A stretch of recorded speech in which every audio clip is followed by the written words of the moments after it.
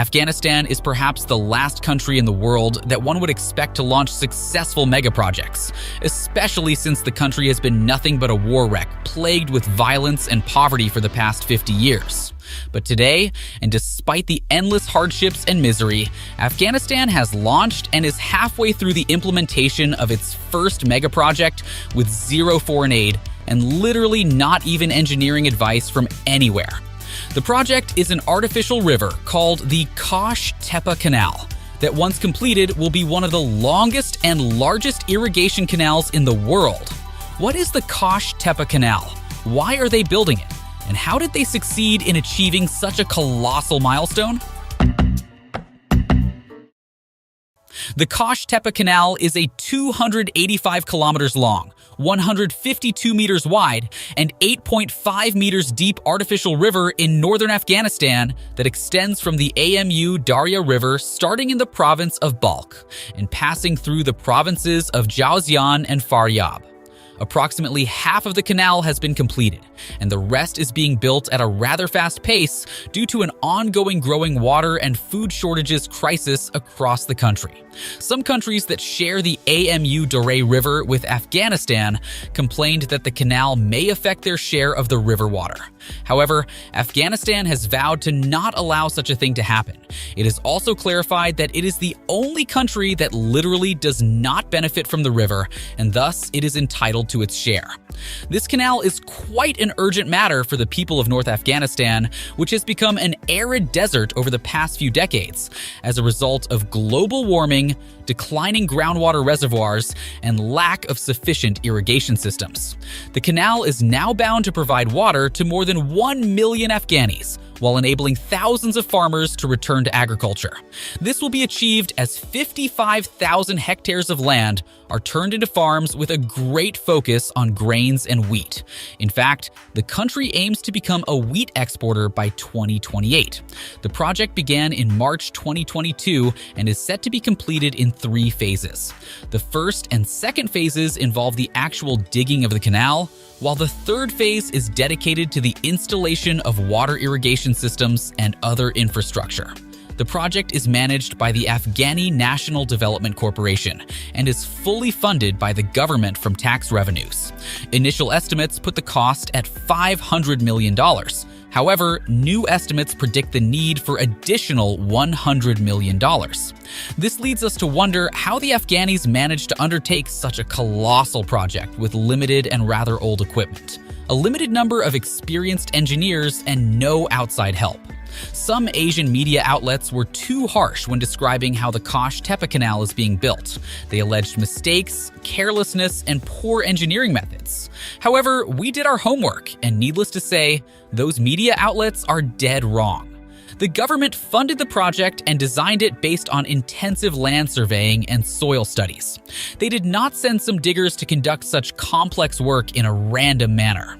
One of the main objectives of these studies was to ensure that water lifts are not needed due to associated costs, flood prevention during winter, and soil compatibility.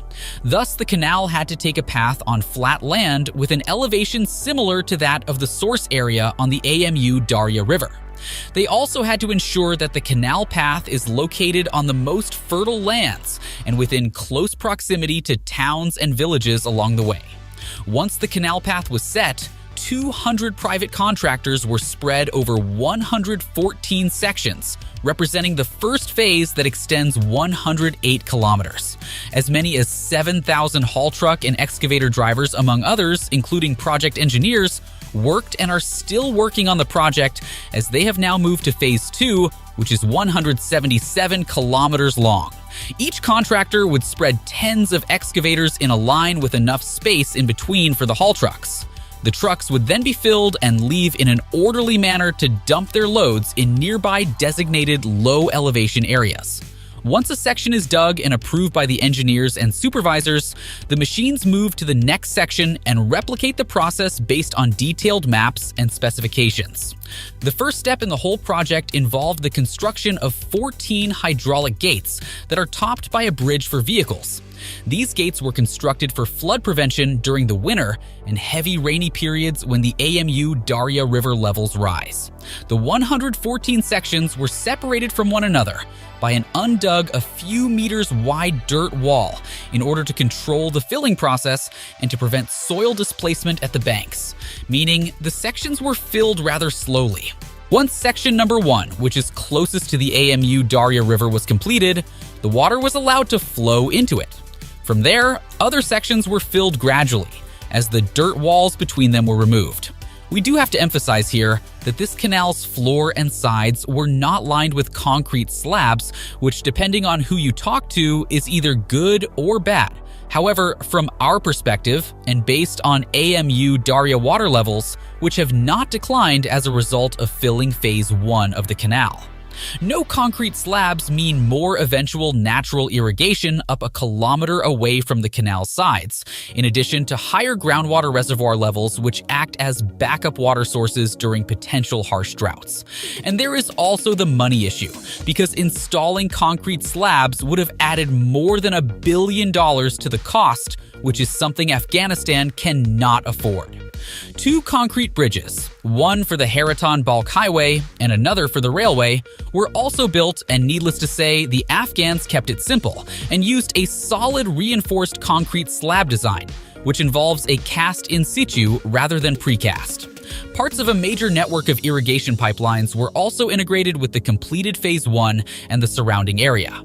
These underground irrigation pipelines are designed to give farmers up to a few kilometers away from the canal access to water.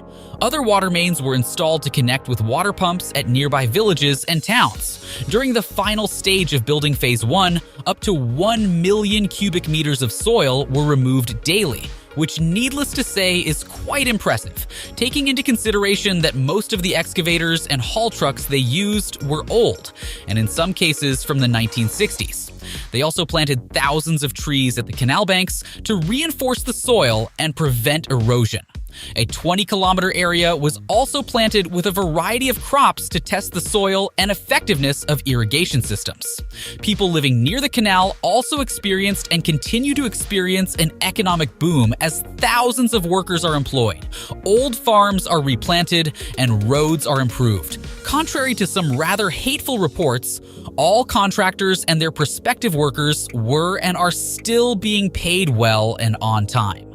Another phenomenon we observed while analyzing the project is the diversity in the workforce and the high level of optimism and happiness among workers, farmers, and residents in nearby areas who have been living in a negative environment for decades due to wars, droughts, lack of water, and widespread poverty. Another amazing phenomenon that surfaced with this project is the widespread use of solar panels to power homes and workshops in the nearby areas, which are mostly disconnected from the rest of the world due to the lack of power infrastructure. Small solar panel fields are also popping up on the new farms to power water pumps. The entire project was slated to be completed in 2028, but at the current pace, we expect it to be ready by as early as 2025. More bridges and culverts are also under construction.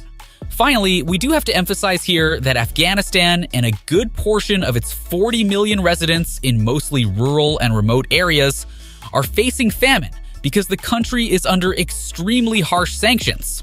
So we do hope more mega projects related to water management, farming, electricity, and infrastructure will follow this amazing project, which is bound to help Afghanistan heal from the wounds of wars, progress, and become a productive member of the international community. Do you think Afghanistan, under the rule of the Taliban, can complete this mega project and initiate new ones? Let us know in the comments section, and please like, share, subscribe, and hit the bell icon. Thank you.